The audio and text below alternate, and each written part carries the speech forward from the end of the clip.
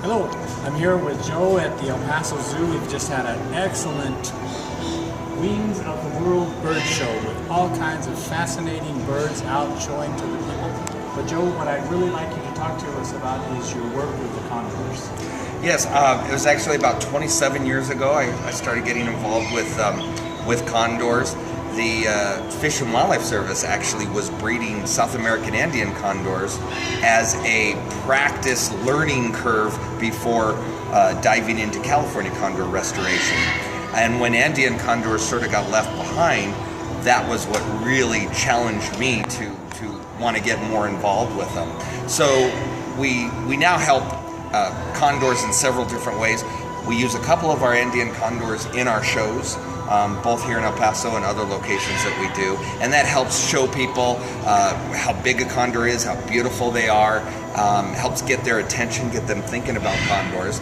And then through my foundation, the Condor Fund, we actually help them on several different levels.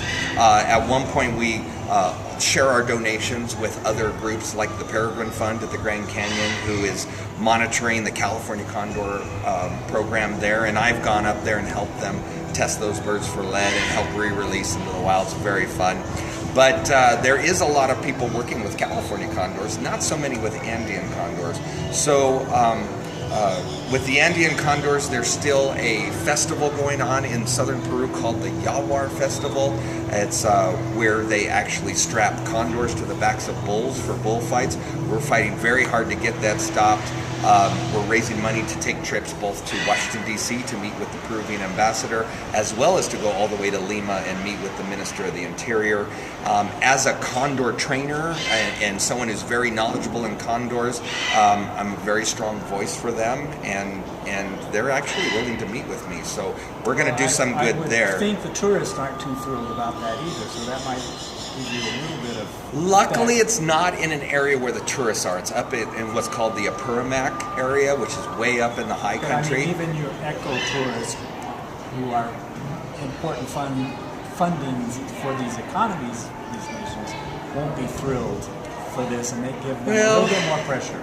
We hope. I mean, I wish it was that simple because it would already be stopped. Yeah. But for some reason or another, you have a culture that seems to think they want to hold on to this. It has something to do with the Inca spirit versus the Spanish conquest. But it's not that old. It's something new. It only started in the 1980s. So even when they cite tradition, it's not even one generation at this point. So we're working on that. And then at a deeper level, we're working on collecting, obtaining, importing as many Andean condors as possible so we can have a huge breeding project so that we can raise young without any contact with humans, and that makes it very easy to transition them back into the Andes for release into the wild. So several different levels of helping birds, and you know, the kids in the front row, when they get to feel the wind of a condor's wing across them, I hope they will be moved and motivated to grow up to get involved with condor conservation the way I have.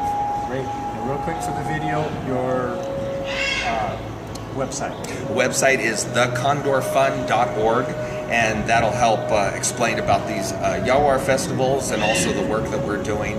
And then our main website is birdman.tv, where you can learn more about the show. Great. Thank you so much. All right. Thank you.